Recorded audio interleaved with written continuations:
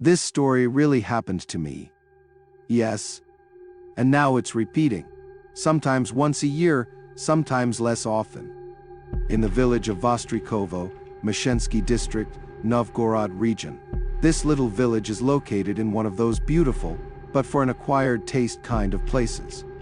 Lakes, large swamps all around. The Valdai lowlands, after all.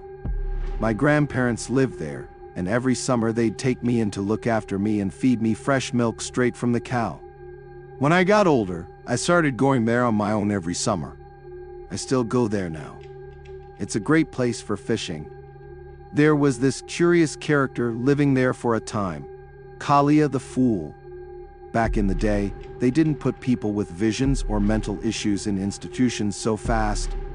Families tried to care for their own, within their means. And so Kolya often sat on a bench in the front yard of his house, or wandered aimlessly around the streets. It was impossible to have a proper conversation with him. He had completely gray, unkempt hair, bushy gray eyebrows, and even his eyelashes looked gray. He wore tattered clothes, worn-out military boots, and something that resembled a jacket. My earliest memories of him date back to my childhood. I must have been around 10 or 12. You know how it is, when you're a kid, people who are even a year older seem like grown-ups to you, and those 10 to 15 years older are already old. He seemed old to me then. But now, looking back with the eyes of an adult, I realize he must have been just 35 or so at the time. Maybe a bit older. I only ever looked him in the eyes once, and I regret it to this day. If the eyes are the mirror of the soul, then his held nothing at all. It felt like looking into a dead man's eyes. I wanted to turn away immediately. My introduction to him happened like this. Kids can be cruel.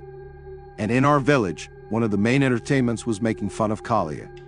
Their favorite thing was to run around him yelling, "Fool," and begging him to show the little horse.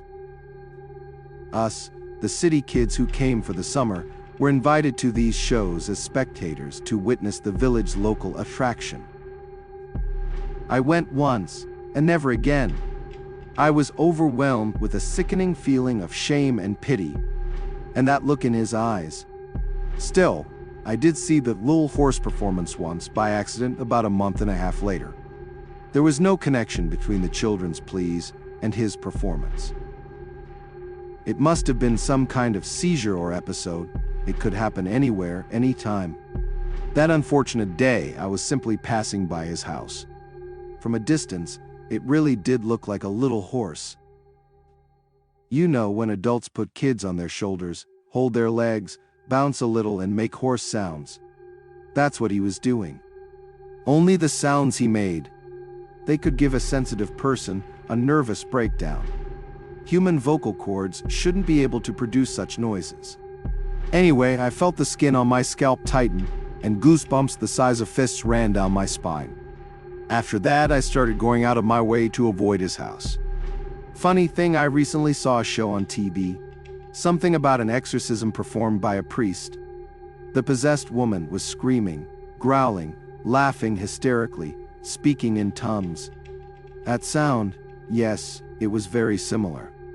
Anyway, that was then. What's happening now?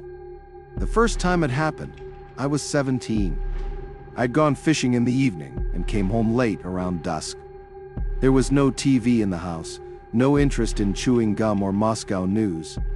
I got bored, so I sat down to read a book. The village is dead quiet at night. If you've ever been in one, you know. The nearest town, Borovichi, is 55 kilometers away. The next sizable village, 15 maybe. Around 1 a.m., I heard someone calling me from outside. Softly, drawn out, calling me by name. Sounded like it was right under my window. I looked outside. Nothing. No one. The voice, I couldn't even tell if it was a man or woman. Naturally, I called out, "Who's there?" But silence. Then it called me again.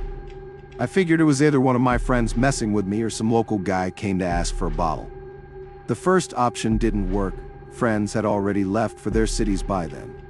Summer was ending.